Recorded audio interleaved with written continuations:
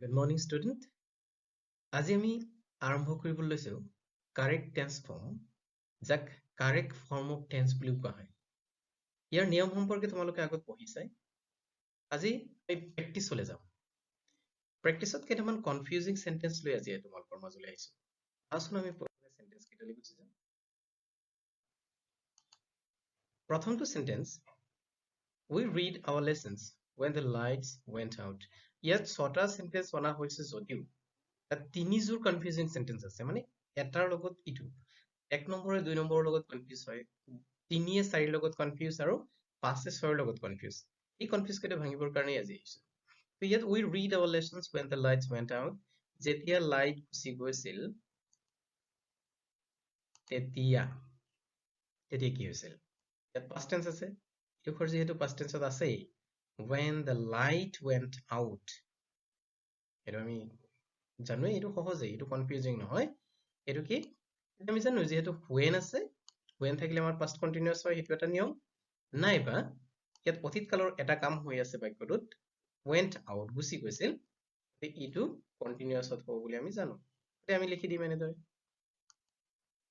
এনসাৰটো হ'ল we were reading our lessons when the lights went out। হয়নে? সেইটো বুজাত অসুবিধা হোৱা নাই? তাৰ পিছৰ sentence, the police will arrest her when she leave the cave। So আমাৰ when থাকিলে, বাক্যটো যদি when থাকে তেতিয়াহ'লে আমি এটা নিয়ম পাইছিলো বা ধৰিব পাৰো যে বাক্যটো কি হয়, past continuous সেন্টেন্স বিলাকৰ ক্ষেত্ৰত প্ৰায় when শব্দটো ব্যৱহাৰ কৰা হয়। when থাকিলে আমি past continuous লিখো, কিন্তু এই বাক্যটোতো চোৱাচোন, ওপৰটোত when আছিল, past continuous লিখিছো, ঠিক আছে। দুই নম্বৰ বাক্যটোত এতিয়া যিটো দিয়া হৈছে, ইয়াত when আছে, কিন্তু বাক্যটোৰ এইখিনিত past নাই। দুটা ভাৰ্বৰ ভিতৰত এটা past নাই, এটা কি আছে, future আছে। Police will arrest, ইয়াত অতীতৰ নহয়, arrest কৰিব।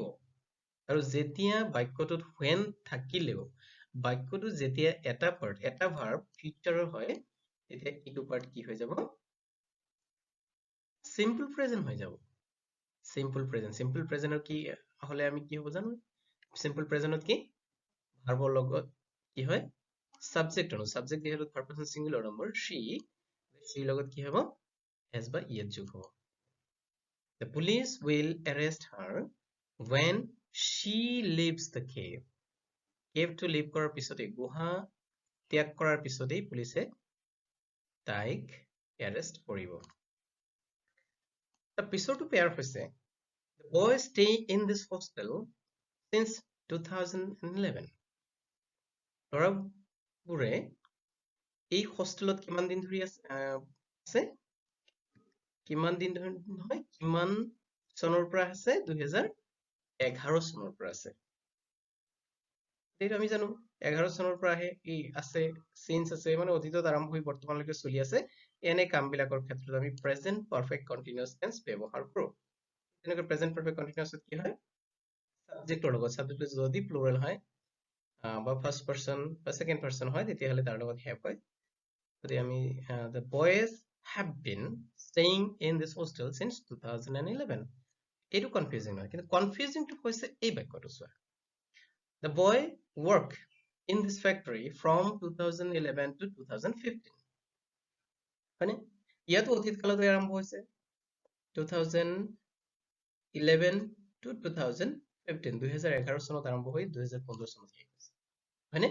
এই যে ইয়াত কিন্তু since নাই, চোৱা since for নাই, ইয়াত আছে from। এইখিনিত আমাৰ অলপ কনফিউজ হোৱা যেন দেখা যায়, সেইবাবে মই এই সেন্টেন্সটো পিক কৰিছো। The boy worked in this factory from 2011 to 2015। অনুমান কৰিব পাৰিছা নে কি হব? কোনে কোনে পাৰিলা? চাওচোন তোমালোকৰ অনুমানটো কি হৈছে আমি চাওচোন। চোৱা, the boy worked in this factory from 2011 to 2015। worked, অকল word, past tense। কাৰণ ল'ৰাজনে এই ফেক্টৰীত 2011 পৰা 2015 চনলৈকে কাম কৰিছিল। from আছে ইয়াত, হয়নে? from আছে, since বা for নাই। since for থাকিলে আমি কি কৰিলোহেঁতেন, তাৰ নিয়ম বেলেগ হলহেঁতেন, কিন্তু since বা for নথকাৰ কাৰণে আমাৰ ইয়াত from আছে। from থকাৰ কাৰণে simple past tense হৈছে, অতীতৰ এটা সময়, 11 পৰা 2011 চনৰ পৰা 2015 চনলৈ কাম কৰিছিল। Next sentence. He killed a bird last year. একেবাৰে সহজ। ইয়াত বৰ confusing একো নাই। He killed a bird last year. যোৱা বছৰ তেওঁ এটা চৰাই মাৰিছিল। মানে he killed, ইয়াত subject আছে, verb আছে, object আছে, গতিকে এতিয়া আমি সহজে অনুমান কৰিব পাৰিছো যে অতীত কালত last year আছে, last year শব্দটো থকাৰ কাৰণে অতীতৰ সময় এটা উল্লেখ আছে, সেইকাৰণে আমি past indefinite বা simple past ত ব্যৱহাৰ কৰিছো। He killed a bird last year. Complete. And you're right. তোমালোকে যেটো ভাবিছা সেইটো সঁচা, শুদ্ধ। এই সেন্টেন্সটো চোৱা, he killed in the battle last year. পৰীক্ষাত এনেধৰণৰ সেন্টেন্স আজিকালি আহিবলৈ লৈছে আৰু ই ছাত্ৰ ছাত্ৰীক কিছু পৰিমাণে কনফিউজ কৰা দেখা গৈছে আৰু সেইকাৰণে মই সেন্টেন্সটো বাছি লৈছিলো। He killed in the battle last year. একে আগৰ 5 নম্বৰ বাক্যটো he আছিলে, kill আছিল, আছিল নে? ইয়াতো kill আছে, সাবজেক্টটো he হয়, ভাৰ্বটো kill হয়। কিন্তু ইয়াত এটা bird আছিল, তেওঁ কি মাৰিছিল? চৰাই মাৰিছিল, তাৰ উল্লেখ আছিল, এটা অবজেক্ট আছিল। আমাৰ এই 6 নম্বৰ বাক্যটোত he killed in the battle last year. Subject আছে, ভাৰ্ব আছে, কিন্তু অবজেক্ট নাই। যেতিয়া বাক্য এটা অবজেক্ট নাথাকিব, যেতিয়া অবজেক্ট নাথাকিব তেতিয়া আমি কি ধৰিম? ই নৰ্মেল নহয়। মানে subject plus verb plus object যদি হয় তেতিয়াহ'লে এইটো হ'ল অ্যাক্টিভ ফর্ম অফ সেন্টেন্স। আৰু যদি সাবজেক্ট প্লাস ইয়াত ভাৰ্ব নোহোৱাকে ভাৰ্বৰ বি ভাৰ্ব বা কিবা বেলেগ ফৰ্ম এটা ব্যৱহাৰ, মানে নৰ্মেল নহয় যিটো, এইটো সেই কনজুগেশ্যনটোক আমি কি পেসিভ কনজুগেশ্যন বুলি কোৱা হয়। মানে তেতিয়া কি হয়, ই অবজেক্টটোৱে সাবজেক্টৰ কাম কৰে আৰু কোনে কৰিছে সেই কথাটো নিলিখাকেও আমি ক'ত লিখিব পাৰো? অকল পেসিভ ভইচ, পেসিভ সেন্টেন্স বিলাকতে লিখিব পাৰো। He killed in the battle last year. যোৱা বছৰ যুদ্ধত কি কৰিছিল? যদি আমি কওঁ তেওঁ মাৰিছিল, যে কাক মাৰিছিল লাগিব, নহয় জানো?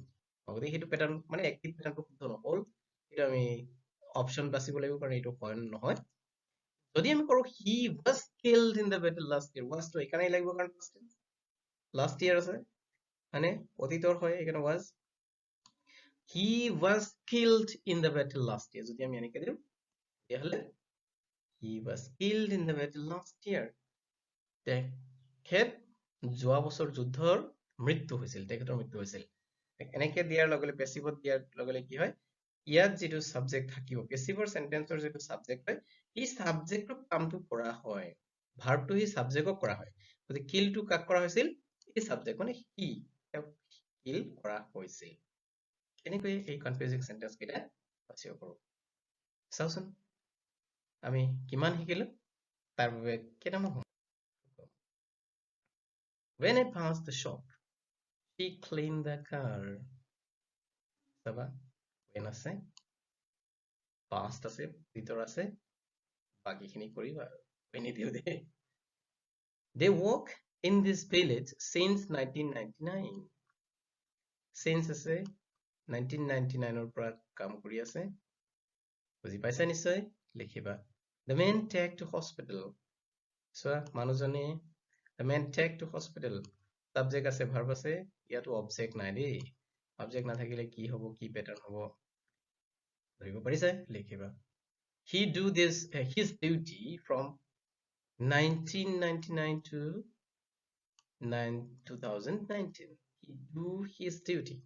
তেখেতে তেখেতৰ কাম কৰিছিল from 1999 to 2019. 1999 চনৰ পৰা 2019 চনলৈকে তেওঁ তেখেতৰ ডিউটি কৰিছিল। কি হ'ব নিশ্চয় বুজি পাইছে, from আছে, since বা for নাই, নিশ্চয় বুজি পাইছা। পৰৱৰ্তী আকৌ কেইটামান টেষ্ট পিছত আমি লগ পাম দেই। ধন্যবাদ।